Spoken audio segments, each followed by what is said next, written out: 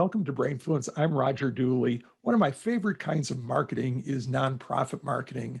And that's because you can't just sell features and benefits the way most product and service marketers do.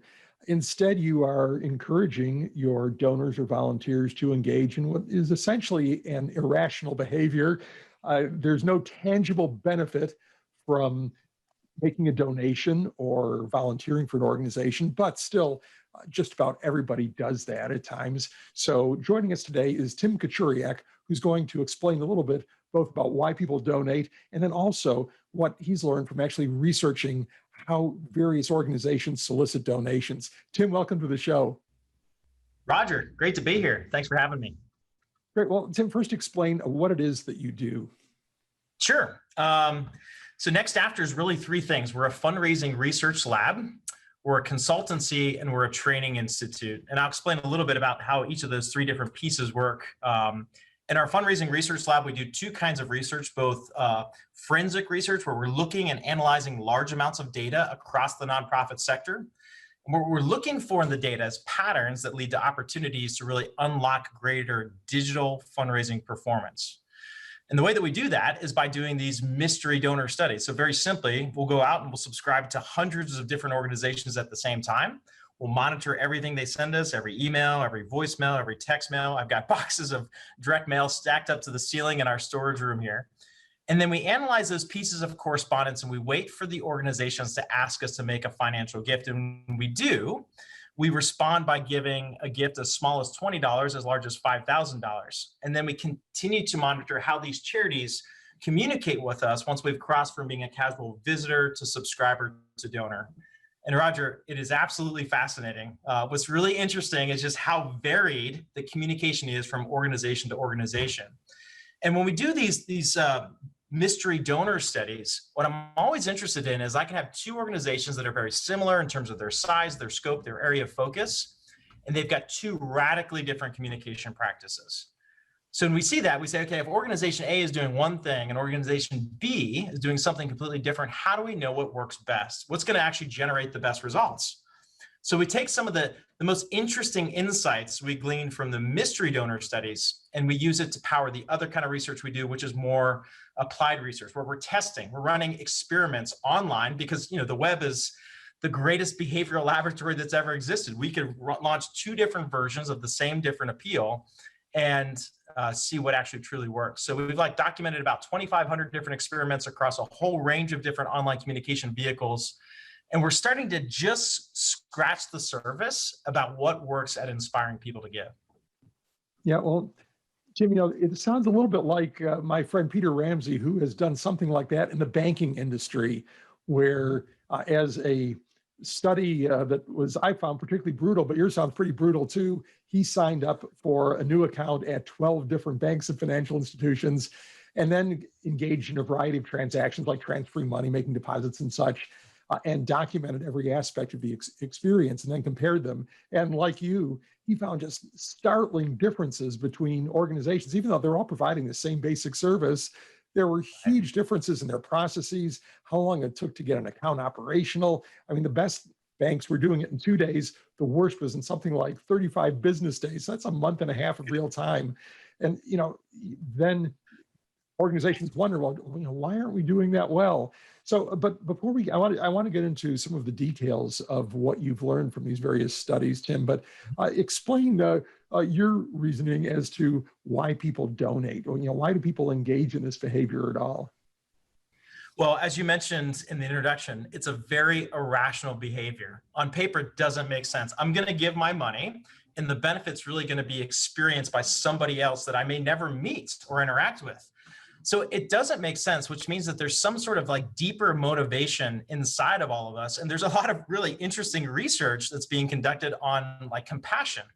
One of the most interesting studies I've seen is Dr. Karen Wynn at Yale.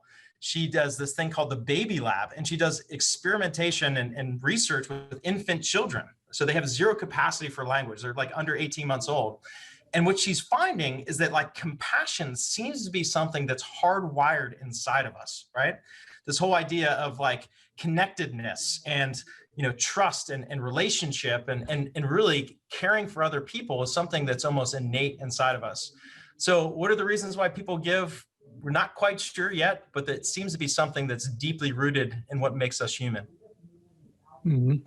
So now, one study that you published is about the state of nonprofit donation pages. And I loved that one of your key takeaways, in fact, number 3, was that there's too much friction, because that's what I've been focused on for the last few years with my book, Friction. And it's interesting to see that, not surprising perhaps, that not only does that occur in the commercial world, but that exists in the nonprofit world as well. So tell me, backing up, not just to jump straight to that conclusion, tell me a little bit about that study. Yeah, I mean, it was a very simple idea. So let's just go and actually give gifts to organizations online. So go to their website, click the donate button, and go through the process and document every single step of that journey.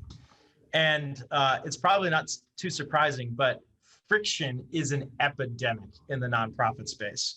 And one of the great things I love about people like you that are researching this stuff and decoding ways to make things easier for people as they go through the process of completing a transaction, all of that stuff has direct relevance for our work in the nonprofit space. But the problem is there's not a lot of people speaking into that space that are bringing some of those ideas. So that's a big thing that we try to do at NextAfter, is we try to go and find what's happening on the bleeding edge of neuromarketing or decision science, and how do we actually kind of contextualize that in a way that would make sense for nonprofit giving. Mhm. Well, I think that nonprofits often, obviously there are some very big, well-funded nonprofits, but many of them are not huge and not very well funded. They can always use more money. And, even in commercial organizations, I see friction problems. And it's not that there isn't, they may have user experience people, customer experience people who know what to do, but there's organizational barriers to getting that done. It's like, wow, we'd have to change the website for that. And it's, that's too costly. We'll do it next fiscal, or that's a compliance thing that has to be there. And, nobody pushes back. And it's hard enough in commercial organizations that, often can really see a bottom line impact when they improve that experience. But in nonprofits, it's got to be doubly difficult, simply because often they can't afford the expertise that companies can. And they're relying often on perhaps even donated services in some cases. So it's got to be really a real challenge. It's a huge challenge. And the biggest challenge is the same challenge it is for marketers, right? The challenge is that I'm the marketer, I'm not a customer, which means I have a completely different perspective of what it is that my customers, my donors are going through as they're going through this process. And one of the things you talk about is that there's sometimes good friction that can be added into a process, right? Actually, one of the things that we find is that if you go to most donation pages for most nonprofit organizations, they have very little words on the page, right? But we know that less than 30% of the people that click the donate button and go to the donation page actually complete the transaction. Well, why is that? Well, it's because they're not adequately sold on the reasons why they should be giving a gift right now in this instance to this specific organization. So one of the ways that we actually add friction back into the process is by putting more copy on the page, more words that actually express the value proposition for giving a gift today to support this work. It's rather unintuitive when we show one of our clients, here's the new page we've created, and there's all of this text that is showing up before they even get to the donation form. They're like, oh, I don't know. I mean, people don't read when they come to the website, do they? And I'm like, well, of course they do, right? People read what's interesting to them, and sometimes that's your donation page. And they have a different perspective than you have, and you have to help them understand what you see from the other side of the table. Mm-hmm. Well, that's really interesting, because that is a difference than what you would see on say an e-commerce website, where normally once you click that buy button, you want nothing in the way of that transaction completing. So that's why Amazon has one-click ordering. You make that decision and boom, it's done. You don't get a second chance unless you go to cancel the order. There's no thinking, nothing involved in the process. And of course, they're wildly successful. But you're finding that when people click that donate button, they're still, in many cases, not 100% sure they want to donate. So I wonder if there's a different wording or something for the donate button that Well, or just adding that text seems to work. So I guess yeah, that's good I enough. liken it to fishing, right? So like if you go fishing and you hook a fish, right? You don't put the pole down and expect the fish to swim in of its own accord. I mean, that would be crazy. You keep the tip up, right? And you keep cranking all the way through until you've actually landed the fish inside the boat. And so when somebody clicks on the donation page, they haven't made all the different decisions they have to make, right? So like, for example, one of the things that nonprofits struggle with is that we don't have a fixed price, right? Our customers determine our price. They determine how much they're going to give, right? Do I want to give $10, $20, or $1,000 to support this organization? So that's one decision they have to make. Do I want to make this a one-time gift or a recurring gift? That's another decision. How do I want to pay? Do I want to designate my gift in some way? There's all these decisions that people are faced with when they get to the donation page. So that's the place where friction is exasperated. And if we don't have like balancing value that's being communicated all the way through that process, we lose people along the way. Hmm.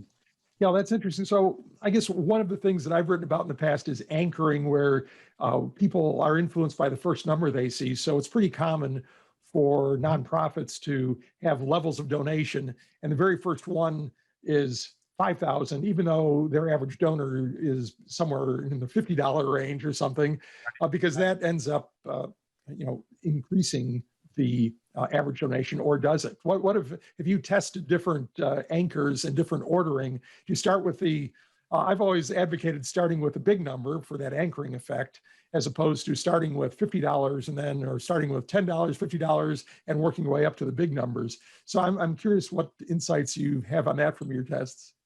Yeah, we've done a lot of experimentation around what's called the gift array, which is like the number of different values that you put on the form, and the ordering of those specific values. And what we find is actually going from a lower number to a larger number, and then having like a blank field at the bottom tends to generate more conversions. It tends to reduce the average gift size, but if the organization is really focused on trying to get as many donors as possible into the organization, that's usually a more preferred strategy when it comes to that. Another test that we've done is simply around kind of trying to make the decision easier. If they're presented with like, $10, $25, $50, $100, picking what is like the most popular value and highlighting it in some way, like much like you would kind of like saying, this is like this is like the preferred model that most people choose. Like it seems to actually increase the conversion rates as well as increase the average gift size if you didn't have that in place there. So there's things around that we found to be pretty interesting. Right. I think that most popular strategy works a lot. I see it in people selling software as a service online. They typically always have like an enterprise version that almost nobody buys, or maybe nobody at all buys that's really expensive. They've got to start with the free or incredibly cheap version, but the one that they want to sell is always highlighted, and it implies that this is what other people are doing, sort of a social proof thing. This is most popular, because that it makes people comfortable knowing that, okay, well, I'm not really sure, am I going to be, and if it's a donation, am I going to seem cheap, or am I really kind of giving too much? Maybe I should give money to somebody else, give some of it to somebody else. That gives them that reassurance that, okay, this is the norm. This is what other people do. That's exactly right. And what you just verbally processed right now is what is happening inside the mind of the donor when they're presented with this page and all these different decisions to make. And so, if we just don't give them any sort of guidance to go through that decision process, we leave them to their own kind of devices. And oftentimes they say, like, I don't really know how to choose. I need to go talk to my spouse. There's all these different things that could cause them to say, I'll come back later. And we know, Roger, that once they're gone, baby, right? They're not coming back. Right. So from that donation page study, we talked about friction, and what are a couple of the other key things that you found that seem to be an issue across a large number of sites or organizations? Here's a real simple one. So even though, every single donation page is secured, right? It's got the HTTPS, and it's got the encryption and the little lockup in the browser address bar. That's not enough assurance, right? So when people go and they're giving money, they have this kind of defensive posture as much as they have this offensive posture. The offensive one is like, I want to go do good. I want to go support this work. I want to be part of this organization and what they're trying to accomplish in the world. But then they're also like, man, I don't know, is this organization going to use my money appropriately? Is this a secure transaction? Can I really trust that the money is going to go to where I hope it's going to go? So some simple things that we've tested to try to reduce some of that mental anxiety that people are processing. Right at the point where the donation form is, we'll put a little box, we'll shade that area of the actual form. We'll simply put like a little padlock in the corner. And just by doing that can actually increase conversion rate by 15% or more. So when we've run experiments, we've seen that that one little outcome is increasing conversion just by reminding them visually that this is in fact a secure transaction. To overcome the anxiety of like, is this organization going to use the money in the right way? We'll use like all of like the seals and the banners and the badges from these third-party watchdog organizations like, you know, Charity Watch or GuideStar or your Charity Navigator, and we'll put the little seal of approval, which is again just reassuring the donor that their funds are going to be used in an appropriate way. So simple little visual cues like that can sometimes make the difference between getting a gift and not. Well, that's another similarity to conventional e-commerce, where particularly, I think maybe a little bit less so now. Like if you're buying from Amazon, you don't really look at that because you've already placed 100 orders with them. But you know, if you're dealing with somebody new, people do look for those trust symbols, as they call them. And you know, often I don't think the visitor is even processing exactly what that trust symbol means. It might mean that this domain is secure, that there's some kind of encryption for the transaction, or you know, who knows what, but it gives them that assurance. That's pretty interesting, that merely the lock symbol can increase donations. That's a great takeaway, and I'm thinking that might even work for e-commerce companies as well. Just some little visual indicator like that, if they're not a well-known brand like an Amazon or Walmart or something of that nature. Yeah, absolutely. Yeah. So, how has the pandemic affected fundraising, Tim? Well, yeah, interesting that you asked that question. So right when everything started to shut down in the middle of March, you know, because we do all these mystery donor studies, we have this thing called the aggregate donor inbox, where we have like hundreds of different charities constantly send us messages on a daily basis. And so I went to our CTO and I said, how can we use all this data that we're actively collecting to try to answer some of the questions that we're getting every day from our clients, like, which is, you know, what are other organizations doing? Are they still communicating with their donors? Are they still asking? Are they mentioning COVID or coronavirus or pandemic in their communications? And so we constructed this coronavirus research center, which is a series of different data visualizations that answer all of those questions. And even more, we opened up the aggregate donor inbox where people can come in and they can go through and actually click on any of the messages and be able to view them just to get a sense for what other organizations are doing. And that's been super, super helpful. The second part of the data that we actually exposed to folks is that we have about 90 charities that have shared their Google Analytics data. So we're able to see like what's happening. Are people still visiting the website? Is traffic up? Is it down? You know, what's the engagement levels like? And then for about 43% of those organizations, they actually have really good e-commerce tracking data embedded inside of Google Analytics. So we were able to open all that stuff up. And what we found is that actually online giving is up 30% year over year. The number of transactions has been going up significantly each month since March. And a lot of that is being really driven from email. So if you look at the sources of traffic and the sources of transactions, email seems to be the lifeline for many charities during this time. So how has it affected, you know, nonprofit giving? Well, a lot of it is being substituted into the digital space. So we're getting that I guess that shove into the digital transformation that we really need. Mm-hmm. Well, I guess these days you don't have too many in-person fundraisers. For a long time, right. People could not even go to a place of worship, or many are still avoiding places of worship, even if they're open. They don't want to go if they happen to be vulnerable, or perhaps have somebody vulnerable at home. So I guess it's natural that some of that might shift online, although you've got sort of conflicting factors. There are probably some people who are doing okay, who perhaps feel a greater need to help others, but then there are those folks who have been negatively impacted by the pandemic, who have lost their job, have had their hours cut, or are in some other kind of financial stress. So have you been able to sort of differentiate any of that, or is it just more of a general trend that their online giving is up? Yeah, I mean, what's interesting is that a lot of folks that, I mean, there are certainly folks that are hurting financially, that have lost jobs or are out of work or have been furloughed in some way. But for those that are still working, what a lot of the data suggests is that people actually have increased, I guess, disposable income during this time, right? So like they're not going to, Disney World vacations, like they're not going out to eat every single night, like people are staying home. And what we're seeing because of this like increased solidarity, that everybody's kind of in the same boat here together, and they're hearing these stories of people suffering, we feel that it's actually like increasing people's desire to help, right? The people that still have jobs, that are still have sources of income, are feeling this I guess like this compassion and this desire to really want to help those that are not experiencing that. So that's been some of the things we've been seeing from the data we've been tracking. Let's talk a little bit about gifts. The other day I got an envelope from some nonprofit, I forget which, that had address labels, personalized address labels in it. Now, this is a strategy that's been used for, I guess, 50 years at least, maybe even significantly longer than that. And apparently, for some organizations, still works. But then you've also got gifts that come when you make a donation. So Right. If you support your local NPR affiliate, maybe you'll get a coffee mug or a hoodie or something from them.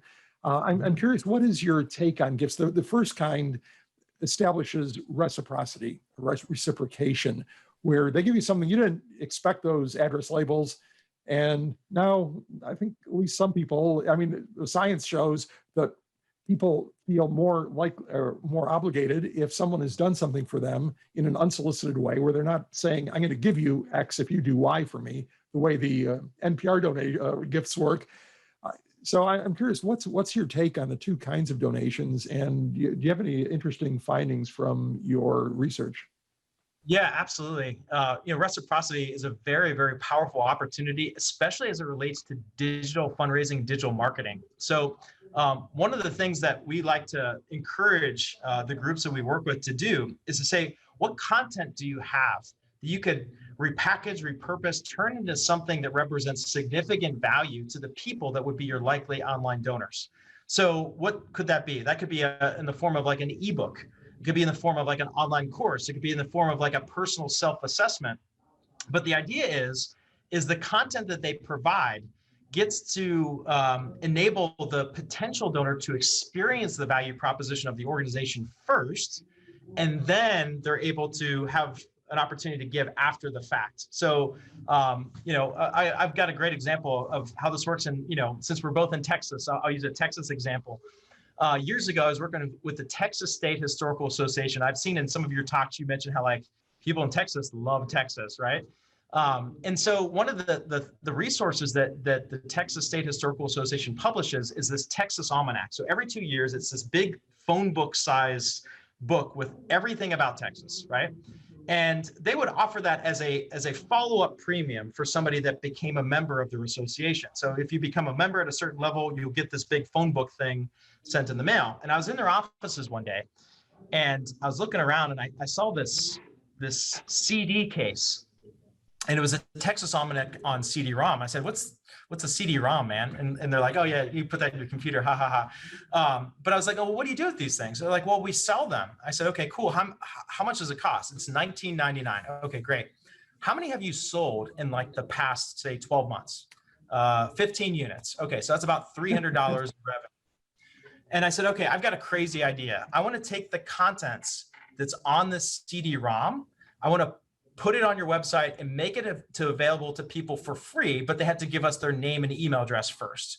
They said, well, why would we give it away? It costs, $19.99. I said, but what we'll do is after somebody actually like requests this free ebook, we'll send it to them, and then we'll present them with an opportunity to join the Texas State Historical Association. They said, okay. So we posted on their website.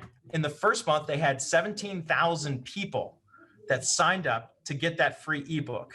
About 2% of those people actually became a donor to the organization, and it ended up generating like $13,000 in revenue in 30 days, compared to $300 trying to sell the resource in 12 months. So it's a perfect example of like really just reimagining, repackaging, repurposing your content, delivering it to people in advance, like really taking advantage of the concept of reciprocity and allowing people to experience the value proposition so that then they're in a better position to really want to join into whatever it is that your cause does with their financial giving. So that's how we've seen like the best way to leverage that. Mhm. What about the other kind of gift where you get a $5 mug if you give $50 or $100? Are you a fan of that practice? I mean, it works in some cases. The best use case that we find for like the premium after the gift is when you're trying to get somebody to upgrade to a higher giving level. So you may have like, this free offer, somebody comes then to the donation page and they can give a gift of any amount, but for a gift of $100 or more, we're going to send you this book in the mail, or we're going to send you this resource, or we're going to give you something else. We find that that's one way to kind of basically, migrate people to a higher commitment level of giving is one way to use that. Mhm. Yeah, and I think too, the more it's unique and relates to the purpose of the organization. So I recall thinking of NPR. At one point, you could, for some level of donation, you could get a recording your answering machine, back when people had answering machines, of recording done by one of their announcers who was well known and had a recognizable voice. Now that's something that doesn't have a lot of cost or particular value, but it's really unique and it ties into a person's love of the organization. So, or some other signaling type things where if you are wearing an NPR sweatshirt, that is saying something about you, your likes, your preferences, and so on, where it sort of goes beyond the fact, oh, hey, look, I got a sweatshirt. It's actually sort of a statement too. So yeah, I think to me, that's where those things make sense. Otherwise, just in a generic something or other is probably not going to have a big impact, I wouldn't think. Right. I mean, you might as well just go buy it on Amazon, right? Right. Well, exactly. And people can these days. There's no uniqueness to anything anymore. Anything that you see anywhere and say, hey, that's kind of interesting, that with 5 minutes of research, you can find it in Amazon, and 24 hours later, it's going to be on your doorstep. So Or less, there's right? there's not much unique anymore, unless it's somehow associated with a brand, an organization, or something of that nature that you simply can't get anywhere else. Exactly. So what have you seen about the transition to mobile? I mean, mobile has really come on strong over the last 5 or 10 years, going from probably, pretty small amount of commerce activity to being, in many cases, more than half. How is that true for nonprofits?